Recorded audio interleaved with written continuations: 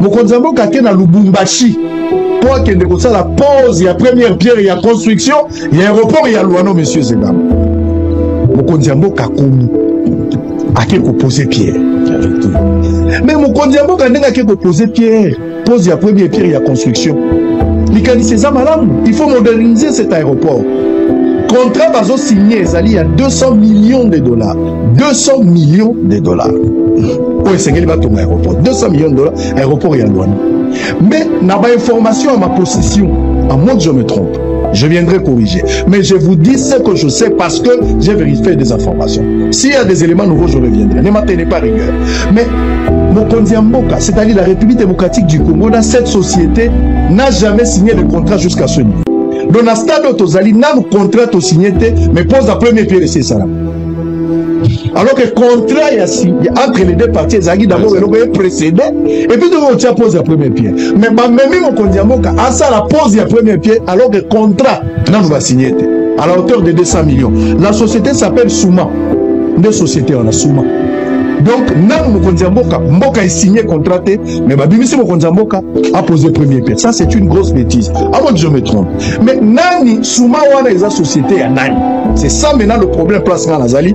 Ma service malande la Likamboyo, Mokonzamboka Soka Zalaki informé, Nazaka lanceur d'alerte. Ne maintenez pas rigueur, s'il vous plaît.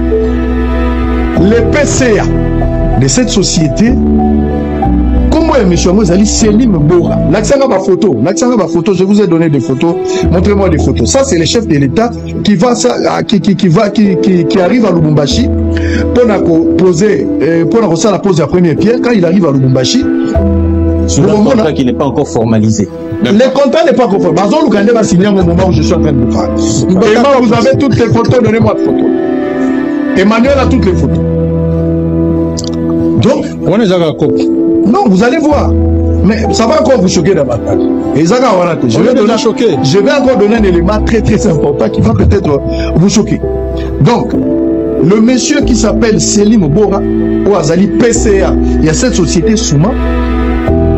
Azui micro, Azali discours naïe, Mokonzamboka Telemi pose la première pierre et l'équipe normale. Mes chers amis, Rwanda aza ennemi na bisoté.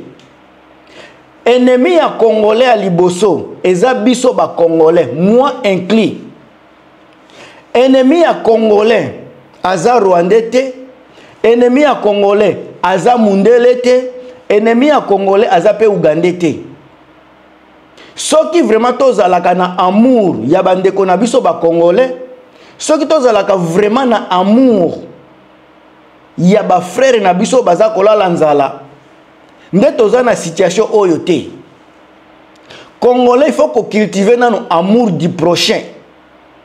Congolais, il faut qu'on cultive amour ya nation. Congolais, il faut qu'on cultive amour ya patrie na yo.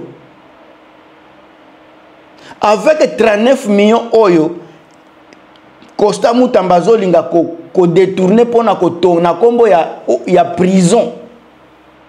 Mbongo wana soki atiango na ministère puis soki ya nini soki toloba ya éducation ba futa salaire ba enseignant nyoso ya Kisangani na ba arrière na bango ko futama soki ya lobi na même mbongo wana ba futa pe ba infirmier ya Kisangani ya province orientale batu nyoso ba ko futama mbongo pe ko tikala. Mais imaginez-vous bino ba Congolais soki mbongo wana batiango na service public ba enseignant ba futami ba infirmier ba futami nzala ekosila to ekosila te avec 39 millions oyo Mutambazo linga koyiba na kombo ya prison olia kotonga aéroport ya Luano avec 200 millions de dollars 200 millions botala soki toza nango vraiment posa soki eza urgente mbongo baza kolinga koyiba ya 200 millions soki batiango na ministère ya public kuna batiango na bato ya ministère éducation bafuti ba enseignant ministère ya santé bafuti banani ba infirmier bafuti pe banani bato ya fonction publique bokomona kaka directement guerre ya Congo ekosila corruption ekosila parce que mutu na mutu akozala na mbongo. Mais futilité oyo bato ya gouvernement baza komema biso nango nazo comprendre yango te. Futilité oyo bato ya gouvernement bazo mema biso ba congolais nango ezo simba lisusu te. Vous aviez tous écouté les dossiers de l'aéroport de Louano qui devrait être construit, mais un président qui a quitté la capitale, il a quitté sa maison pour aller inaugurer un aéroport sans contrat. C'est de ça qu'on parle dans la vidéo ici. Mes chers amis, merci encore une fois de tout coin de la République démocratique du Congo. Soutien Nabino, soutien nous, ça me fait du bien. Je suis fier de vous. Merci pour m'encourager. Avant que j'entre dans la vidéo ici, je vais vous dire ceci. Je ne suis pas un sapeur. Il y a les gens qui m'insultent et qui disent que je ne m'habille pas bien avant de faire l'émission. Je ne viens pas ici pour la visibilité d'habillement, mais je viens ici pour éveiller la conscience, pour vous réveiller, vous qui dormez, surtout celui qui m'a envoyé le message là et m'insulté pour l'habillement. Il vit au Congo, dans la capitale. J'ai visionné sur Facebook à partir de ce numéro de téléphone. C'était un monsieur qui n'a même pas mon niveau, mais c'est lui qui m'insulte parce que je n'ai pas un habillement parfait. Selon lui. Mon frère, moi je vis au Canada pendant plus de 20 ans. Plus de cela. Je ne manque pas à manger. Je ne manque pas l'argent pour acheter les habits. Je ne manque pas ce que j'ai besoin. Ce que toi tu manques, moi j'en ai. Malheureusement, je ne suis pas ici pour cela. Je suis ici pour que ta vie change. Pour que ta conscience change. Pendant que tu m'envoies les messages pareils, tu es en train de souffrir. Il y a certains membres de ta famille qui souffrent, qui ne mangent pas, qui dorment affamés. Certaines n'ont même pas les frais de scolarité. D'autres sont en train de gémir, de crier puisqu'ils n'ont pas de frais médicaux. Tout cela, quand je pense à ça, moi j'ai accès à la santé, j'ai accès aux éléments de base de ma vie. Mais quand je fais les vidéos, pareil, c'est pour que un jour, toi et certains membres de ma famille puissent sourire également, puissent vivre une vie confortable. C'est pour cela que je fais la vidéo, mon frère. Mais je ne le fais pas pour la SAP, pour la sapologie. Je ne suis pas un sapeur, mais je suis un penseur. C'est tout. Alors, mes chers amis, vous qui parlez toujours au soutien de Tshisekedi Tshilombo, posez-vous la question si c'est normal qu'un président puisse quitter, un président qui part quelque part avec précision, il quitte la capitale pour aller inaugurer le début de la construction de l'aéroport. Il devrait avoir tous les éléments possibles. Mais ce que Israël Mutombo a dit, on l'a amené,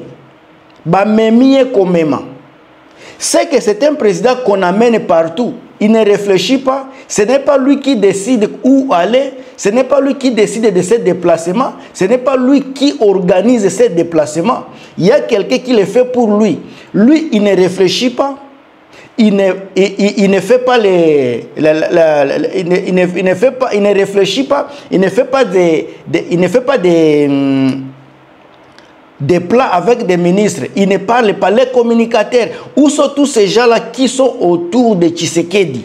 Ceux qui baza komemaye komema. Azo kendepe azo sala inauguration. Ça que plan wana contrat et salema. Un président normal devrait d'abord vérifier les contrats. Et ça, contrat, il y a combien? Ça va faire combien de jours? Est-ce que c'est un contrat fiable? Nini wana entreprise wana eza entreprise nini? Ozo longwa olongwe penza na capitale, ozi avion e kozwa tam sous plus d'une heure de temps. Ko kende, ko inaugure eloko oza na information na eloko te. Tango toza koyebisa bino ke il y a quelque chose de louche. Quelque chose de flou na vie intellectuelle ou bien na ba capacité intellectuelle à Tshilombo. Boza koloba. Ba makambo ebele toza kolobaka bandeko ete ya kapebino. Ce qui se passe na kati ya présidence wana mingi na lobaka, ce n'est pas Tshisekedi muto asalaka. Tango naza koyebisa bino azalaka mongol. Nazoloba peut-être azalaka mongol. Mongol c'est une personne oyo bino moko bomona kabango. Azako bela trisomie. Tango mususu yaye eza makasite mais aza nango. Yango bomona ki papa na ye Etienne Tshisekedi apesa kiye pouvoir était na makambo na bango. Bota la tango bakendeki na soki na Genève soki wapi kosala makambo ya assemblée.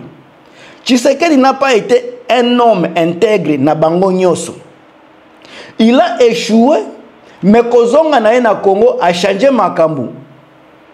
Bipolaire ebandaki kaka wana, soki bipolarité, soki bipolarisation, soki nini ebandela ki wana. Makambo azako sala na makambo azako loba, ça ne rime pas et ça ne fait pas même quelque chose à réfléchir. Pour na mutu normal a qui jamais koloba mutu wana aza mayele. Comment si 14 ans na makambo aéroport oza vraiment président contrat eza déjà wana mais autant contrat te ozoye bate soki eza ya solo ou bien eza ya lokuta ozwi penga avion kokende komata ya avion eza mbongo ezokota ba carburant déplacement ya président personnel wana ba dépasse ba kocha président za kondima dépasse wana ça ko vérifier soki likambo eza ya solo baza ko memaye pe azokende ko poser pe ba pierre aza ko mona ngo lokumu mais aza ko bosana répercussion ya makambo aza ko sala sikaso to bandi ko zwa montant ya 200 millions 200 millions to banda komitu na biso ba peuple congolais avec nzala o eza na Congo avec ba chômage o eza na Congo ba rupture économique ba taux ya dollar makambo eza kotambola na Congo eza te ba salaire ezofuta mate 200 millions wana bandeko 200 est-ce que eza urgence kotonga aéroport na minicho ndenge population baza kolela baza ko souffrir. Posons-nous la question, est-ce que c'est urgent kotonga aéroport ya 200 millions na Luano pendant que population baza ko kufa na nzala salaire ezate ba hôpitaux eza na médicament te nazolobela kaka na capitale nazokene na ba province te avec 200 millions et kosala makambu ebele na capitale wana soki bo canaliser yango penza bien 200 millions eza mbongo ebele pona kosala makambu minene na capitale wana ba santé mentale baza ebele ba professeur non payé na école primaire école secondaire baza ebele ba fonctionnaire à l'état soki lelo policier azako nini ko déranger ba civil azako déranger population c'est parce que bazo futa maté soki a futi ba policier a futi ba militaire est-ce que kimia kozonga na mboka na bisote avec 200 millions wana 200 millions ce n'est pas n'importe quel montant ce n'est pas mbongo ya mike c'est beaucoup d'argent 200 millions ba infirmier ba komiko ça l'appelle corruption ba komiko teka ba médicament po bazwa pe mbongo corruption eza à échelle moko élevé na Congo pona nzala mais 200 millions bozo bimisa pona kotonga aéroport oyo batu baza nango posa te eza urgenté. Même chose avec Costa Mutamba. Costa Mutamba alingi atonga prison ya valeur ya 39 millions na Kisangani. Est-ce que na Kisangani batu baza na posa ya prison ou bien baza na posa ya salaire, baza na posa ya kolia? Après na biloko ya boye bino nde boza ko akize Rwanda sali biso boye, Rwanda sali biso boye. Mes chers amis, Rwanda aza ennemi na biso te. ennemi ya congolais à liboso eza biso ba congolais moi inclus. Ennemi ya congolais aza rwandais te, ennemi ya congolais aza mundele te, ennemi ya congolais aza pe ugandais te. Soki vraiment tozalaka na amour ya bandeko na biso ba congolais, soki tozalaka vraiment na amour ya ba frère na biso baza kolala nzala, nde toza na situation oyo te. Congolais il faut qu'on cultive nano amour du prochain. Congolais il faut qu'on cultive amour ya nation. Congolais il faut qu'on cultive amour ya patrie na yo. Avec 39 millions oyo Costa Mutambazo linga ko détourner pona ko tona kombo ya prison. Mbongo wana soki atiango na ministère puis soki ya nini soki toloba ya éducation ba futa salaire ba enseignant nyoso ya Kisangani na ba arrière na bango ko futama. Soki ya lobi na même mbongo wana ba futa pe ba infirmier ya Kisangani ya province orientale batu nyoso ba ko futama mbongo pe ko tikala. Mais imaginez-vous bino ba congolais soki mbongo wana ba tiango na service public ba enseignant ba futami ba infirmier ba futami nzala ekosila to ekosila te avec 39 millions oyo Mutambazo linga koyiba na kombo ya prison. Olia kotonga aéroport ya Luano avec 200 millions de dollars 200 millions botala soki toza nango vraiment posa soki eza urgente mbongo baza kolinga koyiba ya 200 millions soki batiango na ministère ya public kuna batiango na bato ya ministère éducation bafuti ba enseignant ministère ya santé bafuti banani ba infirmier bafuti pe banani bato ya fonction publique bokomona kaka directement guerre ya Congo ekosila corruption ekosila parce que mutu na mutu akozala na mbongo. Mais futilité oyo bato ya gouvernement baza komema biso nango nazo comprendre yango te. Futilité oyo bato ya gouvernement bazo mema biso ba congolais nango ezo simba lisusu te. Ce n'est pas normal. Tozala na ba frontière oyo eza ko kotisa mbongo na Congo mais bato baza kolala nzala. Mbongo ya zéro trou na capitale na biso 32 millions. Mais Essevade Kakaboye et tous ces gens-là sont impunis. Batouana baza punité baza na liberté na bango. Mais baza ko distraire biso na kombo ya Joseph Kabila na kombo soki ya Matata Ponyo pendant que batu baza ko détourner ba mbongo baza wana tozomona bango. Et puis ba peuple congolais boza distrait bozo sala ka ba analyse na makambo ezanga mutu na makolo pendant que eloko bino boza nango posa eza ba construction ya ba makambo wana te boza na posa ya ba paiement ya salaire kaka kofuta batu kofuta kaka batu wana e ko changer makambo ebele na mboka na biso. Mais comme biso tolingi kaka kijalelo soki bomoni bango bokomi kobetela bango maboko bozolanda bango on dirait baza banzambe na bino. Batu baza ko maltraiter bino balingi bino te baza wana pona ko bomisa bino na kati ya pauvreté bazo balisa bino na pauvreté mais bozo betela bango maboko. Mes chers amis, on doit grandir, on doit changer la façon de faire les choses. Chilombo na gouvernement na ye il faut balongwa ba démissionner ba pesa pouvoir na ba oyo baza na souci ya peuple ba oyo baza na souci ya ko gouverner mboka na biso na direction ya développement ba pesa batu baza na vision ya développement vision ya progrès batu baza na ba plan baza na ba direction positive bango nde il faut ba diriger mboka na biso. Mais tant que mutu lokola Tshisekedi akotikala na pouvoir eloko nyoso tozoye kolepa na ye eza kaka baza na babiloko mwekos eloko nyoso baza ko bimisa eza makambo ya mbongo mais mbongo ngo esika eza ko kende ezoye banate mbongo baza ko bimisa pona ba projet na bango personnel mais pona ko futa batu bazoko ka ko bimisa mbongo wana te juste pona ko futa batu les peuples congolais baza ko lala na nzala aéroport na biso et comment ya ba phaseur aéroport international ya ba phaseur batu baza ko tambola na balabala bazo tambola na ralenti na ralenti ozoye bate soki mutu akokweya to akokweya te mutu aza kotambola za kosala monologue pon pasi eleki batu bazo koma maboma pas parce que baza maboma mais parce que makanisi eleki mingi.